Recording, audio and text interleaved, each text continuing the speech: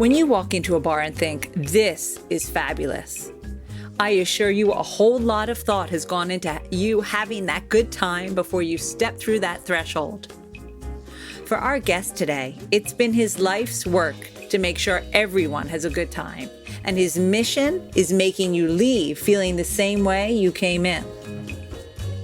I'm Susan Schwartz, your drinking companion, and this is Lush Life Podcast. Every week, we are inspired to live life one cocktail at a time by everyone in this industry. Every time I'm in Dishoom, I toast to Robbie Bargh, the founder and director of the hospitality concept agency, The Gorgeous Group. Many, many moons ago, when I met him for the first time, Robbie was in the throes of working on the launch of what is now one of the most recognized Indian restaurants in the UK. Robbie is one of those geniuses who knows inherently what makes a good time and how to distill that good time into whatever project he's working on, be it bar, restaurant, and even an upcoming theater project. It was a delight to finally find out how it all began. But before we begin, you can find links on how to donate to some of your favorite bars or have cocktails delivered right to your door during this rough time on the homepage of my website at lushlifemanual.com. Now time for Robbie. I grew up in Manchester, my hometown, which I love. It was pretty tough, actually. And, we had no money. I was the eldest. My mum had to bring up 3 kids on her own under the age of 9. So it's pretty tough for her. And, I was always quite confident and quite a dreamer. I loved to live in my own world and loved a bit of escapism, films, wanted something bigger and better. And I grew up on a council estate. And which was fine. It was just a bit, it was quite tough. School was tough. I guess I was bullied, but I was pretty popular as well. I was good at sport.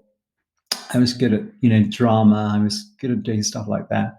I always sort of, I grew up thinking there has to be something better than this. And I grew up in a lot of films, big, over the top, Busby Berkeley musicals, very ostentatious, crazy. And my grandmother was very influential, and my mum, my mum still is, and we're very close, and my brothers and sisters, and we're really, really close. Did you watch those movies on TV? I grew up thinking I want a bit of that, and I want a bit of that, And I remember, recently watching Renée Zellweger on doing Judy, and I grew up with all that and and more, and just believing that there was a world out there I wanted a piece of, and it was something more than just Manchester. And it's really interesting because I've got friends I went to school with and college and stuff, and I'm not, I'm in touch on Facebook and stuff, but I'm not someone who will go back, and I've never been invited back to go. I did my own thing. I didn't even have an accent. You couldn't tell us from Manchester. I talk like that, half a lager, but it never. It was. I always knew I would get out, so I did. And when I did, I had a bit of. I was a bit of a performer. I worked in bars. I worked in clubs. I was a bit of a dancer. I was a bit of a, and I sort of lived a bit of an underworld life in Manchester where no one knew, even my family, which was fun because it had to, I was able to sort of find a bit of escapism and at the same time earn some money and keep my family, look after them as well. But it gave me a taste of something. I saw something quite, there was another world out there. So that combined with watching films and going to, seeing another world, I thought I want a piece of that. So as soon as I could get out of Manchester, I did. And interestingly, when I go back now, which I do often, I love it. I mean, I'm very close to my family. I'm very close to my brothers and sisters. I speak to my mum every day or every other day, and it's great. And they all think none of them understand what I do. None of them get it. at all. They just know I'm in the industry of restaurants and bars and hotels and clubs and whatever. But they just think, oh, well, Robbie, he's a bit of a attention seeker, or he's a little bit sort of he's a bit of bossy and a bit crazy. But that was it, and I have no regrets. It was very I grew up thinking that if we had a bowl of fruit at a table, then it was a good week. It wasn't all bed of roses, and there was times when the rent man would come. And my mum would say, "Can we go and hide?" And we would hide because my mum had no money. So it was tough. It was tough, but it was good fun. And there's lots of love and lots of laughter, and and there still is. We all have a very strong personality.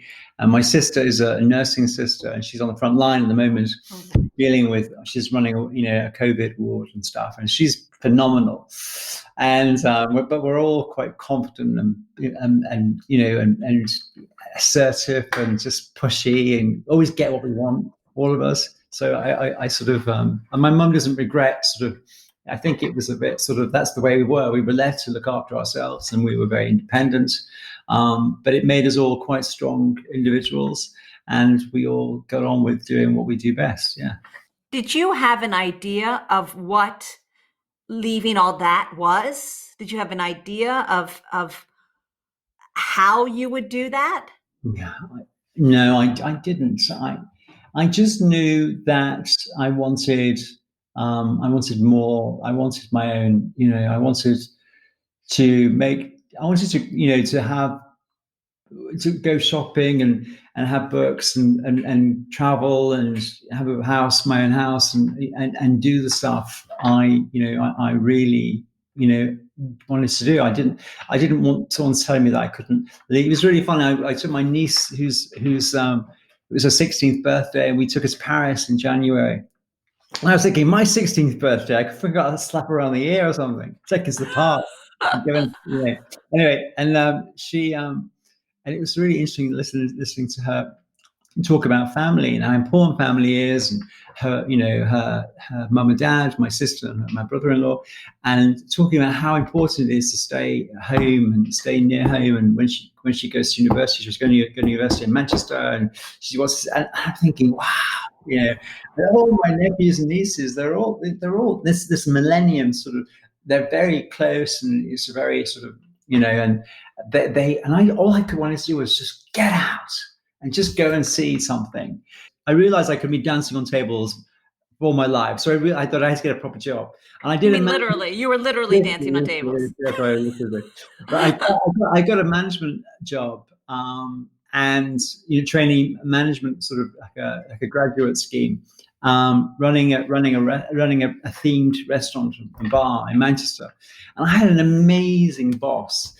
And she was great. And I had spent 6 weeks in the kitchen, 6 weeks, in finance, 6 weeks on the bar, 6 weeks in the restaurant, 6 weeks on the. It was really good. And it was that very first time I had structure and I had authority, and I was very receptive, and I really loved it. And I did, she said, you have it. You love hospitality. But she was amazing lady. And she said, she put me on like a scheme, a management training scheme, where I can go and work in different sites. And I went to work in awful places, like, not awful because they were awful, but I thinking, why am I going there? I went to Northampton, I went to Cardiff, and then I sort of, I had quite a good job and a good position. And, in Cardiff, I was the only non-Welsh gay licensee under the age of 21, in Cardiff. And I was thinking, wow, this is great. And I was independent. I was earning some money, and I was living in this city, and it was great. The Cardiff people were lovely to me. And I had a bit of a crazy time, and I really loved it. Anyway, I got the opportunity of moving to London to get a job. And London was a big sort of, let's go to London. And that's what I did. And I got some great, opportunities. So was London like always the be all and end all? You're going to get to London? It was amazing. It was great. And I got I worked hard. I got a bit off track a little bit at the beginning. I sort of lived too much, too craziness, and did some crazy things. But I had, I got some great. I was always being pushy. I've always had a bit of a mouth on me, and I sort of, people liked me, and I was quite fortunate to have some good people I went to work for, and those people were very important. And so then I sort of, I did quite well. What kind of things are we talking about? Restaurants, bars? I ran, I went to work for Alan Yao, the very first Wagamama, which was really, really important, really key. I opened, some bars and restaurants, the Beach Blanket Babylon, which is a very famous bar. And I went to a restaurant called The Collection. And, I did some big stuff,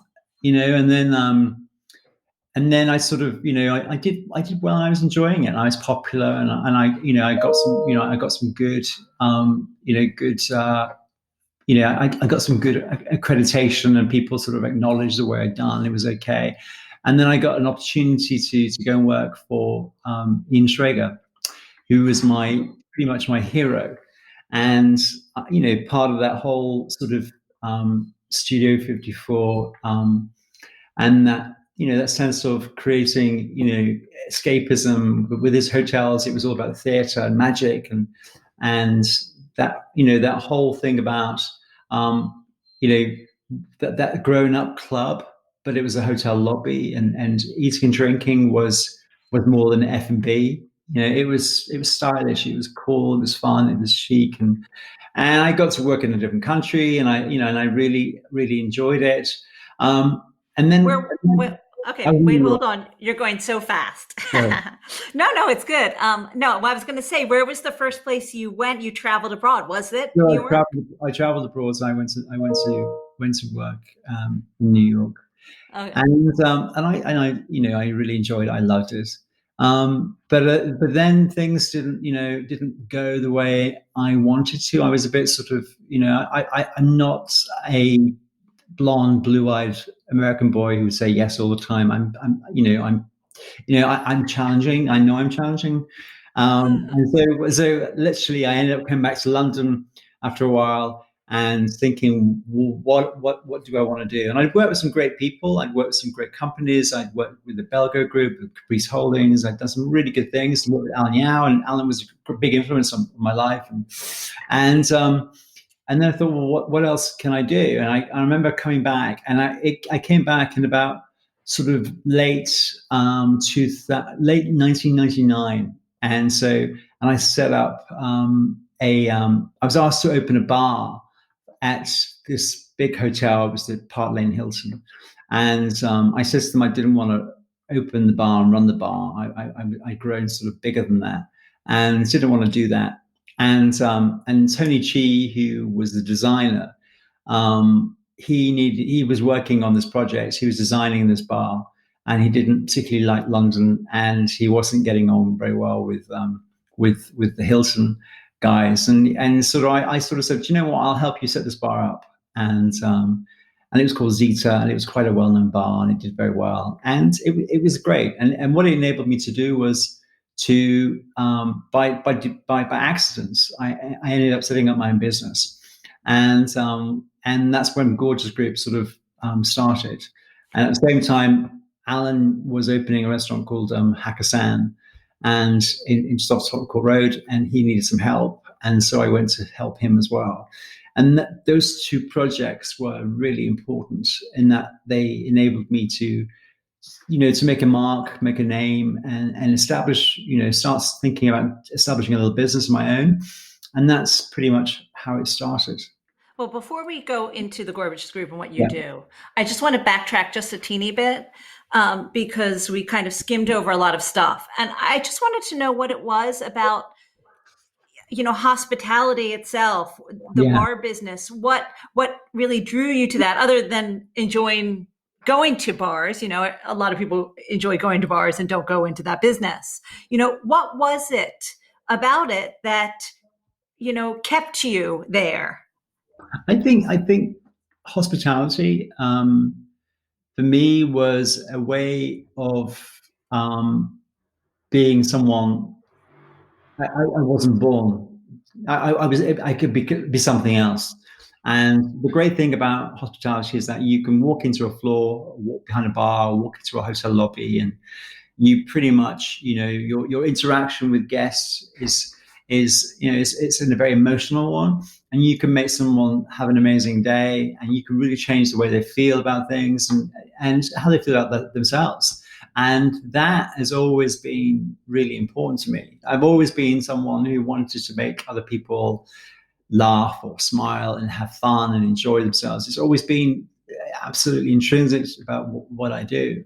So I've always, when I used to run, when I used to run the floor, the collection, I was paid quite a lot of money. I was paid a lot of money, and my boss at the time, and we're talking that's really senior people like Luke Johnson and Tim Power, Andy Bastoni, all these guys, really important guys in the industry today, who they would say, Robbie, just get out there, do your business. They'd give me my own uniform allowance, and I'd get dressed up, and I would literally run and work the floor. That's all I did. I had the most amazing job, and I loved it. And I was lucky, and I sort of, you make your own luck. But I ran busy, high profile establishments, and I got, and I loved it. I got to know people, and today I have like a, maybe 24 really close friends, or and they're all of them I met through the industry, through looking after them, and and that has always been my thing. And hospitality was my way of creating those scenes which I used to watch as a kid and think, I want to do something else, and it got to be something better than this. And that's really how it happened. And I sort of thought, if I can make a bit of a difference and make a bit of a change in the way people feel, that is pretty good, because then I would feel good. And I was very lucky, and I got to work with some great people who really inspired me, who believed in me, and I sort of and I took those keys and I took this responsibility, and I ran with it. I was never going to be this shrinking violet who sat in the office making sure the P&L was amazing, because that wasn't, I would hire people to do that, to work with me. I loved the floor, I loved being out front and looking after and greeting and, and making sure that everyone was having an amazing time. That whole theory of inviting people to your party and making sure they're having an awesome time, and there's some things they walk away with and they talk about, and they think about the drinks, about the food, about the music, and all those things. And that's exactly the same as running a restaurant, running a bar. And for me, that was really, really important.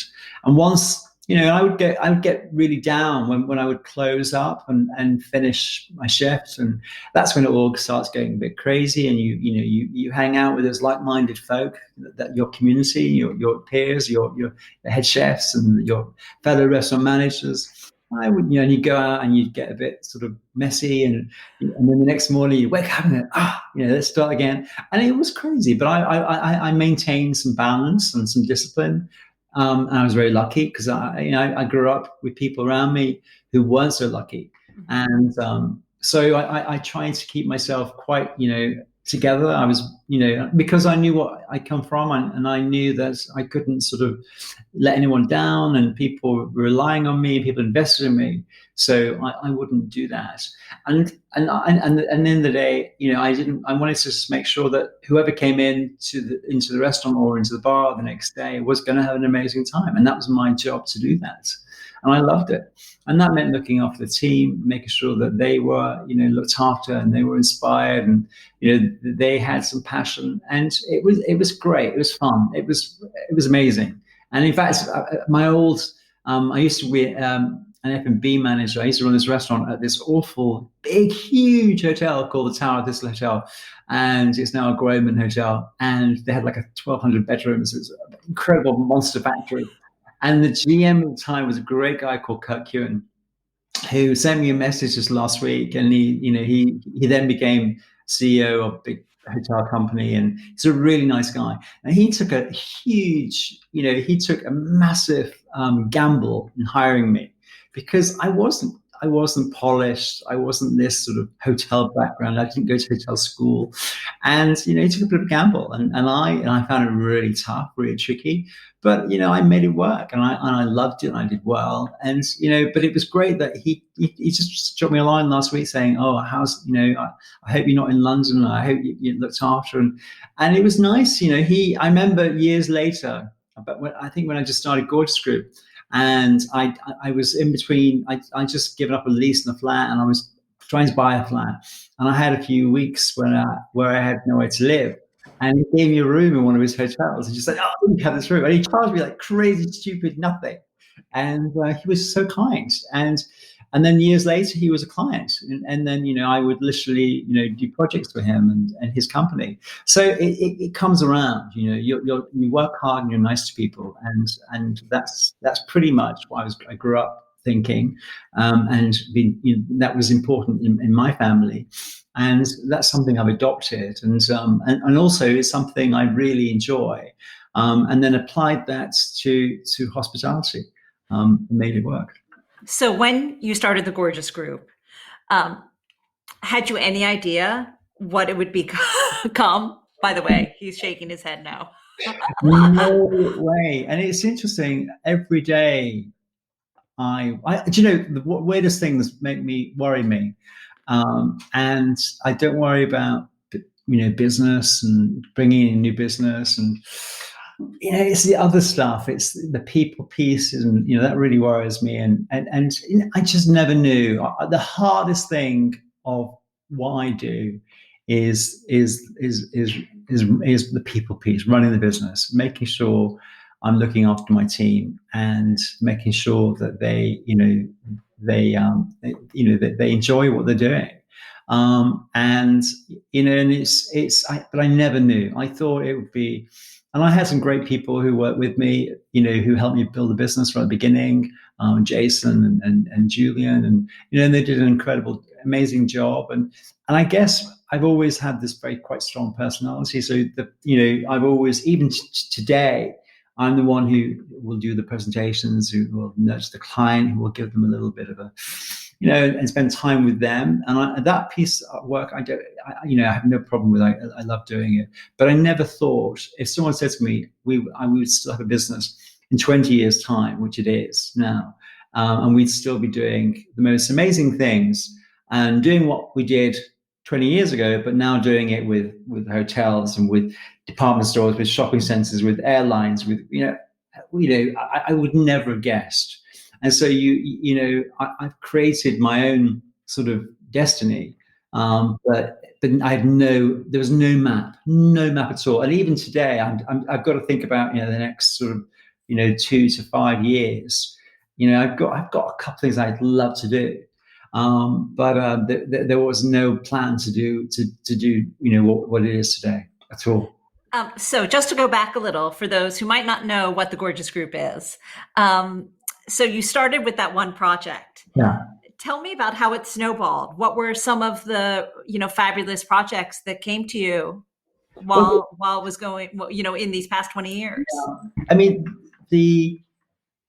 so Zeta was incredibly important. It's, I worked with an amazing guy called Jason Fendick, who is an incredible soul. And, and he and we sort of made this work, and it was the very first time when, the word style bar, came together, and there were some big personalities on, just starting to make a name for themselves, and people like Gail deGraff and Dick Bradsell, and, there's key people, and Oliver Payton, and, and we opened Zeta, and it was way ahead of its time. And we turned an old basement with offices into a great, beautiful bar. And that was really, Jason was the talent behind that. And I just sort of made it happen. And Tony Chi did the most incredible design. And the drinks were absolutely out of this world. They were, healthy. Those days, that strapline was a healthy approach to alcohol. And it was way ahead. I remember ahead of its time. I remember we got 8 pages in L. I remember, And then we won some big awards. We won the Time Out Bar of the Year. We won the Evening Standard Bar of the Year. And in those days, bars were just becoming to be destinations where people would travel to and go out and plan to spend their whole evening. And then on the back of that, you know, at the same time, you know, Hakkasan was just happening. And that was a big gamble for Alan, you know, to put this crazy, beautiful, decadent, outrageous, spectacular modern Chinese in the basement of this disgusting street just off Tottenham Court Road. And we helped him do that. And it had an incredible, we spent time on the bar and on the floor and the lounge and reception. It was great fun. And actually I ran Hakkasan shifts for about 3 or 4 months because the management team kept coming in one door and out the other. They just didn't last because it was just so full on. And that was magical. I loved it because, you know, I was back doing what I loved doing, you know, 2-3 years back before. But then I helped, you know, then people would knock on the door and go, can you help me do this? Can you help me do that? And I got some good projects. We did some incredible stuff, you know, some nice high profile projects. And, you know, it was good fun. I was working with some, you know, hotel brands, big brands, you know, like, you know, the Hiltons of the world, but Marriott's, and Four Seasons, and they were very good to me. And I right at the very beginning, it was 2 or 3 bars. Like we did Rockwell straight afterwards as well, and that did really, really well. That won another big award, and then we did another bar and restaurant and diner actually in just Oxford Street. So we did some good stuff, and then we sort of, you know, it sort of established itself, and then we ended up becoming then a bit of a name in sort of hotels, starting off with bars originally, and then going into restaurants. So that's how it all started. And then I started to get quite a bit of work from different markets, so from different countries, and you know, Paris and Switzerland and you know, Germany, and you know, all over. And it was fun. And then I went over out of Europe to the Middle East and to Asia. So it was great. I was on a bit of a rock and roll, and you just, you know, you burn up, but it was good fun. It was great fun. So when you say you did a bar, say the Hilton, where they'd come to you and say, do us a bar, or what would you do? It started off as being, you know, give me an idea, give me a story, and bring the key people together, and, you know, help me promote it, talk about it, and design the menu. And, you know, that's how it started. There was always the experience piece there, but it was also a very functional piece. And, you know, and that's how the whole, so people would say, I've got a space, I don't know how it works, I don't know what to do, I want something cool, and I want something what you've done there, you know, and that was pretty much how it worked. And, you know, and that's what we would end up doing. There was definitely lots of art and a little bit of science behind it, and there's a lot of passion. But we were young. We were like, you know, we were just winging it, really. What we had is amazing experience. So we had great experience and knowing what people wanted. And I still have that. I still got that. I can walk into pretty much most bars and restaurants on the planet and tell you why it works or why it doesn't work. Because it's just sort of intuitive. It's inert to me, and I get it. And so that's pretty much how it started. And then as it grew, we had to become quite serious. You know, we were working with some big brands, and they wanted more than just a good idea or a nice bartender or some great drinks. It has to be more than that.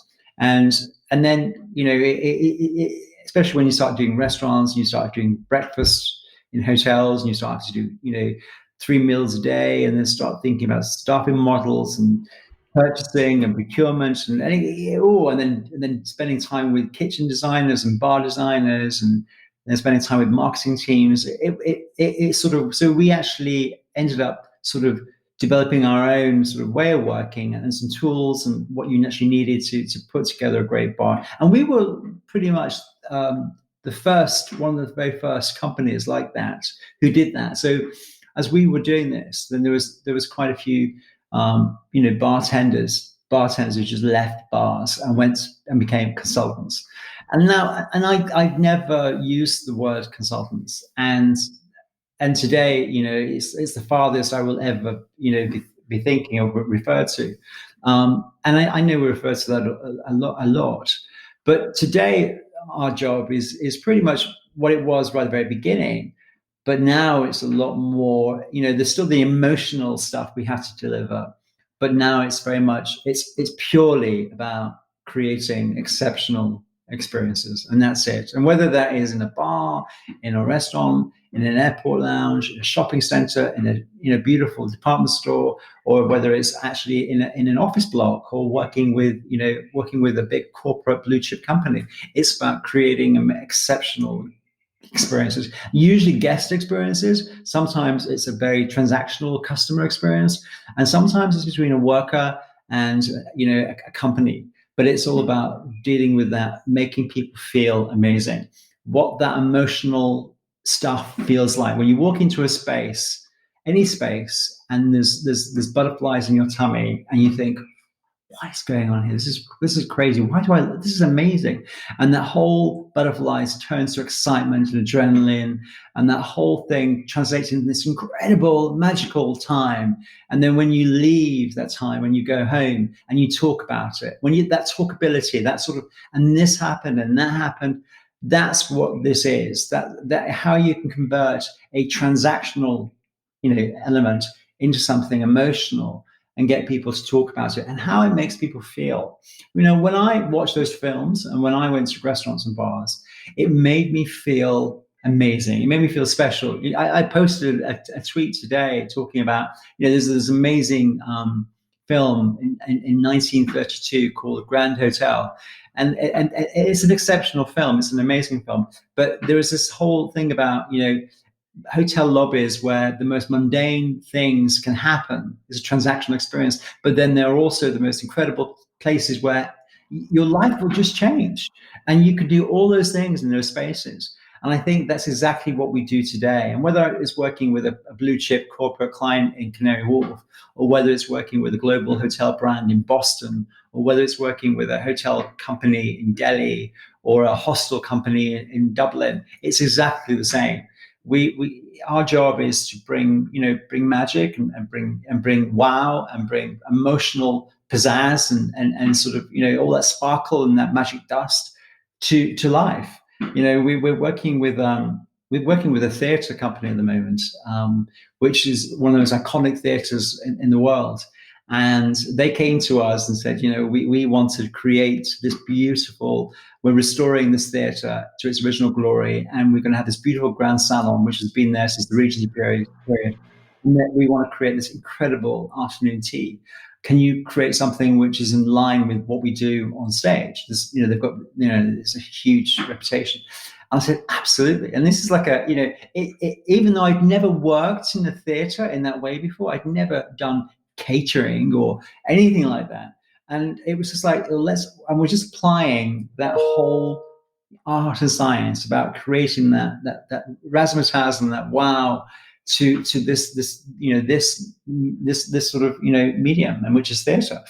And it's incredible because you find yourself doing something. I was explaining to this incredibly amazing guy who's incredibly important, the CEO of his company. And I was trying to explain to him the difference between service and hospitality, and how looking after someone can change someone's life rather than serving them. And I was trying to explain what this means, and it's all about this sort of how it makes people feel. And we were having a bit of a row with this design, and I was saying, this is great. I said, but the aesthetics you're creating has to be so intelligent. It can't be just about what it looks like. It's how it makes people feel. And anyone can choose to make that wall gray, but someone can make that decision to make it look, look spectacular, so that when a guest comes in, they go, oh my God, look at that. Isn't that beautiful? And we all have that ability to be able to make that happen. So, and that's every day. And, that's every single thing. I mean, today I have worked on 3 concepts for a project we are working on at the moment in the Middle East. And one of them is an Italian restaurant. One of them is a all-day dining experience, and then one of them is a beautiful cocktail bar. And I get so much thrill at doing that initial piece of work right at the beginning, as much thrill today as I got out of it sort of 19 years ago when I first started doing this. So it's the same thing. It's just every single project is massively different, but we apply the same ethos, whether that's working on a luxury hotel in Zurich or whether it's working on a beautiful loft bar in Paris.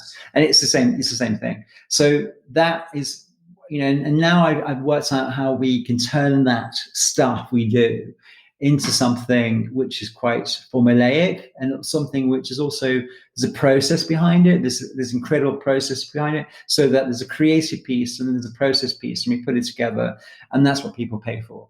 And now with that, because we've got process as well as the creative, that's what now it's opening doors for us, which we never thought would open. But it all started off right at the very beginning with bars. And interestingly, and because my name's Robbie Bargh, everyone always says, and it comes back to me. And even people like big journalists, like people like Nick Lander, will ring me up and go, "Can you talk to me about drinks? Can you talk to me about bars?" And and even that, when I put that video out on LinkedIn, it was for charity, but there was an expectation for me to make a drink. But actually, when you look at that video, it's about what I was wearing, what I was using, my equipment, the whole razzle dazzle, and also my little twist on something. And it was theatre, and it's bringing it to life a little bit. And that there's a whole thing about doing doing something quite bland and a functional piece, or giving it a bit of zoom and making it feel magical and making someone feel magical at the same time. So that's pretty much. So it's exactly what I set out to do all those years ago when I was working in bars and restaurants. It's just ended up in a different way. And even now when I'm entertaining at home, I hate cooking, but I love entertaining. So it's always got to be that balance. And thank God Scott loves cooking. So it's great, thank God. But it is, and that's what it's about. It's putting those things together. But it's always that looking after. And it's exactly the same principles as I was running shift. If I was doing a pre-opening shift briefing, Hakkasan is exactly the same sort of process and thinking and creative thinking as I would do having a drinks party, in our house here. It's the same thing. Of course, it's funny is that you said, and you probably don't even know that you said it. You said, "I've never worked on a theater," but you have totally lived your life, living like you are on stage. So it's so funny that you would say you've been working in theater your entire life. And I get so lost in it. We had on Saturday, we especially in lockdown, it's quite tricky. But on Saturday, I said, "You know what? Well, let's make martinis." So we had a bit of a martini supper, and it was great. And it was just, we just sort of, Scott was doing some art stuff and craft things in the conservatory, and he was painting, and I was making martinis, and we were having twiglets, and then we were having some nibbles, and it was just so good. And I think, it's that whole thing about making people feel that they are somewhere special, and it's somewhere different, because life's pretty tough out there. So if we can't go out and experience something, and one of my big projects I worked with, recently, the last few years, was Dishoom, and working on Dishoom was incredible for me because I'd never worked on something like that before. The guys behind it came to me with an idea and a name, and then I went to Bombay and I fell in love with this whole story. And I thought, what can we do to make this really, come to life? And we applied that whole principle. We that whole thing about creating a party and looking after people and, taking people on a journey and storytelling. And the whole thing is about, this isn't about food. This isn't just about drinks. It's the whole package. And it was amazing. And to do something like that, working with some great partners and great clients who really, gave you that they trusted you and they empowered you. And I put so much blood, sweat, and tears into that project. And today, I have nothing to do with Dishoom today, but, every time I see something and I hear something and I read anything, there's a little bit inside me which makes me feel very proud. And Shamil, who's one of he's the founder, and he's the CEO owner. He still sends me his messages and how's this and how's it going, and we have this very and these people came to me, and none of them were restaurateurs, and we helped them come up with this idea and help them develop this. But the biggest success, I think, is we helped them understand what hospitality was all about and how they were going to apply this and really disrupt the model of the Indian restaurant and change that and make casual dining exceptional, make it fun, make it a journey, take people out of their comfort zone. At the same time, make them feel, wow, that was just incredible. And I think that's exactly, so, if we can make that work and we can achieve, and people say, what's your most successful project? And I just say, we haven't done it yet. Yeah, it's not, I'm still not happy about, I still frustrate myself with, things, and I get too emotionally involved, and it's quite challenging sometimes. And but I'm quite pleased. So we haven't done.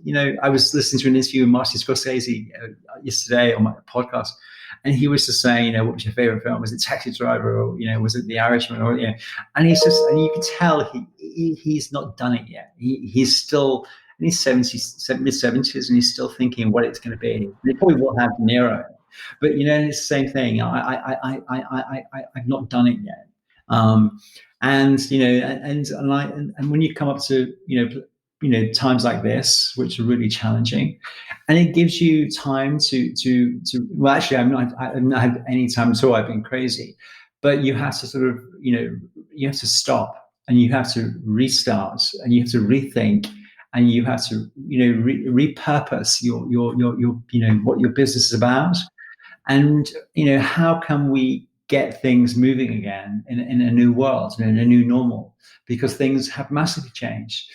And deep down, I think I probably think that this is, whilst it's horrific, that the challenge I'm quite relish. I'm looking forward to sort of thinking about how we're going to do this. I still don't know what we're going to do, but I do know that I've got to help my clients and as many people as we can to get through this really tricky time, because people will always want to go out and always want a little bit of magic, that little bit of escapism, and they will always want to feel like there's something quite special, whether it's with physical distancing in the same place. I don't know.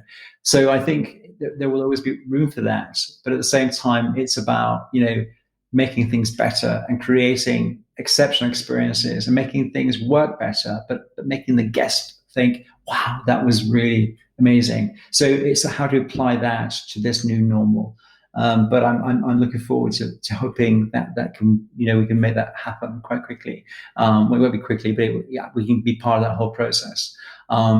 And I love these new projects. I love these new challenges where people will come to you and go, have you ever done a co-living space, or have you ever worked in a bank, or have you ever done in a theatre, or have you ever worked in an opera, And I'm not, these are all things I've just had to say, yeah, I can do that.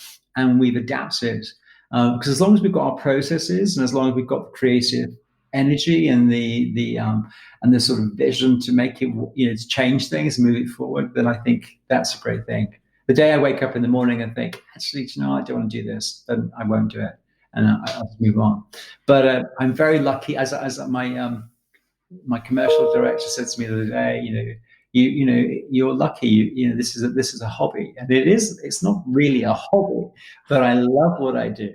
And because a hobby, you don't necessarily put 100% into it all the time. I put 110% into it every time. But it is something I'm very fortunate. And interestingly, I've never had so much food I've cooked for 4 weeks. I can't tell you, my normal life would be eating out at least once a day. So to go from that and to actually, it's kind of, I get thrilled planting seeds in my vegetable patches and going to my greenhouse. And crazy things turn me on at the moment. It's kind of odd.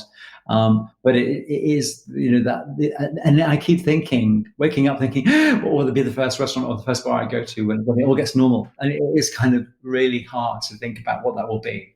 I think we're all going through that. But I can't wait to see what you do in the new normal. Yeah. And I can't wait for you to be able to tell us what theater you're working on. Yeah. So we will come back to you a little later, and we will talk to you then. Brilliant. Is that all right? It's great. Yeah, really, really good. All right, cool. Thank you so much. Thank you. Of course, I couldn't leave Robbie without asking him where he loved to drink. And not surprisingly, there were loads on the list. You talked about bars that when you walk in, they give you butterflies. Can you give me some of your favorite ones that you can think of, worldwide? I love, there was a guy called Brian Silver, and he runs the bar at Rules upstairs, and whatever bar he's ever run, he always makes you want to go in there and think, wow, this is special.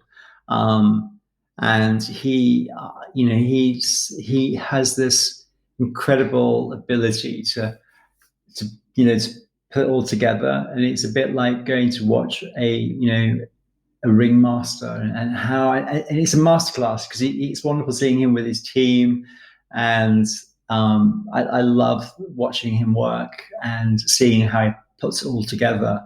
And so he's probably wherever his bars are. And for me today is if I was probably thinking now what bars I would go to, that would probably be one of those which I would definitely go to, because it's a real favorite.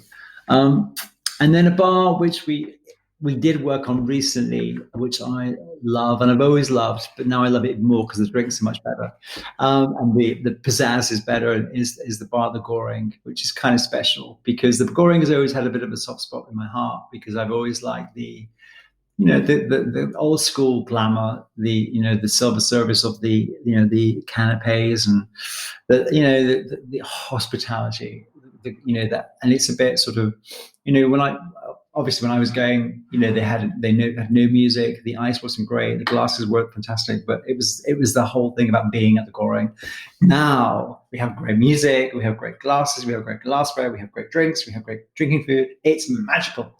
So now I love going there, and I think I would look forward to going there again as soon as I can. I like the old King Cole bar in New York. I like Ben Lullen's at the Carlisle. I love it there. I love that bar. I like Nomad. I like Violet's Hour in Chicago.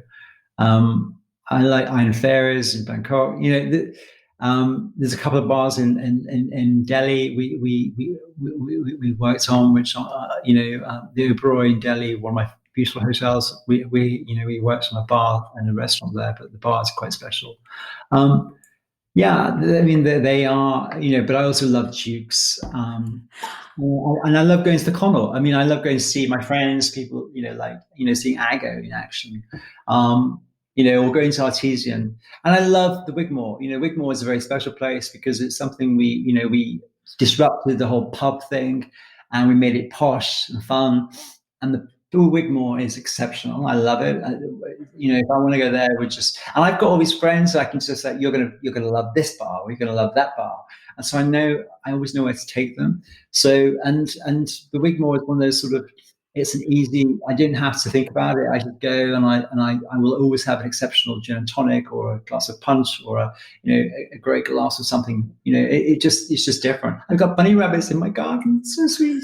I have a feeling that if we kept talking, you would name every single bar in not only London, but the world. So go enjoy your bunny rabbits. Yes, I will. And again, thank you so much. Not at all. It was fantastic to have Robbie on the show, and I can't wait to hear about his next projects.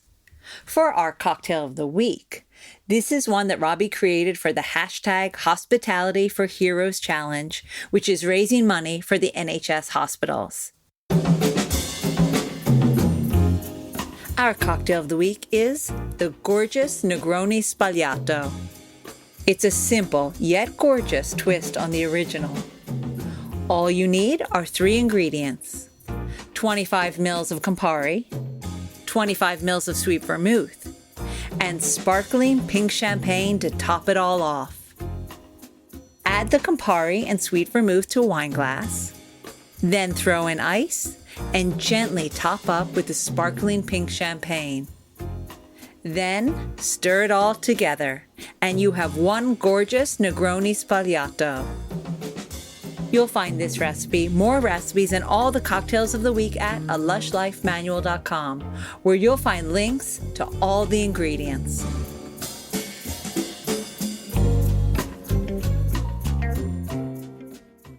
I've just begun reading the business bestseller Start With Why by Simon Sinek. So much of it resonates with me.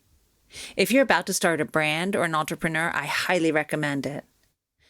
I heard the owner of The Dead Rabbit recommend it as one of his Bibles, and I can see why. If you live for Lush Life, make sure you are giving back to the bars you love by donating or taking part in cocktail delivery where you live. Theme music for Lush Life is by Steven Shapiro and used with permission. And Lush Life is always and will be forever produced by Evo Terra and Simpler Media Productions.